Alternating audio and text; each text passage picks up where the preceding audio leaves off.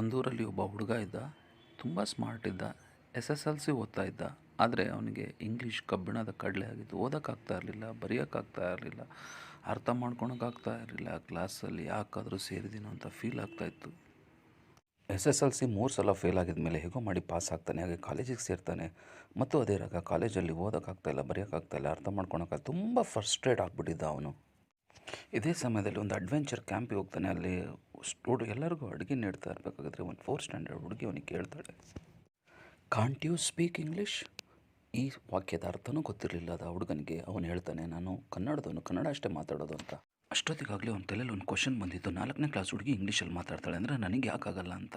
Next day ಅಪ್ಪಂಗೂ ಅಮ್ಮಂಗೂ ಕೇಳಿದೆ, ಕೂಡಿಟ್ಟು ದುಡ್ಡು ತೊಗೊಂಡೋಗಿ ಒಂದು ಇಂಗ್ಲೀಷ್ ಕ್ಲಾಸಿಗೆ ಸೇರ್ತಾನೆ. ತುಂಬ ಶ್ರದ್ಧೆ ಭಕ್ತಿಯಿಂದ ಇಂಗ್ಲೀಷ್ ಕಲಿತು second PUC first year BCom, second year BCom, final year BCom pass ಆಗಿ ಒಂದು ಒಳ್ಳೆ ಕೆಲಸ ಪಡಿತಾನೆ.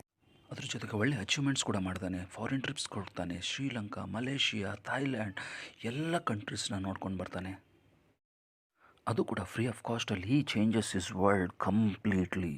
ಹಿಂದೆ ಇವನಿಗಾದ ಎಲ್ಲ ತೊಂದರೆಗಳನ್ನು ನೆನಪಿಸ್ಕೊಂಡು ನಾನು ಯಾಕೆ ಬೇರೆಯವ್ರಿಗೆ ಇಂಗ್ಲೀಷ್ನ ಸಹಾಯ ಮಾಡಬಾರ್ದು ಅಂತ ಇವನು ಕೆಲಸ ಬಿಟ್ಟು ವಾಪಸ್ ತನ್ನ ನೇಟಿವ್ ಪ್ಲೇಸಿಗೆ ಬಂದು ಒಂದು ಒಳ್ಳೆ ಸಂಸ್ಥೆನ ಓಪನ್ ಮಾಡ್ತಾನೆ.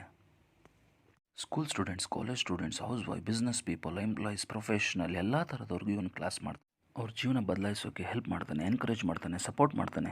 And is none other than the founder of Uptrends English academy, mister Jayaprakash.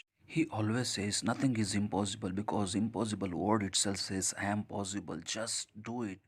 All the best.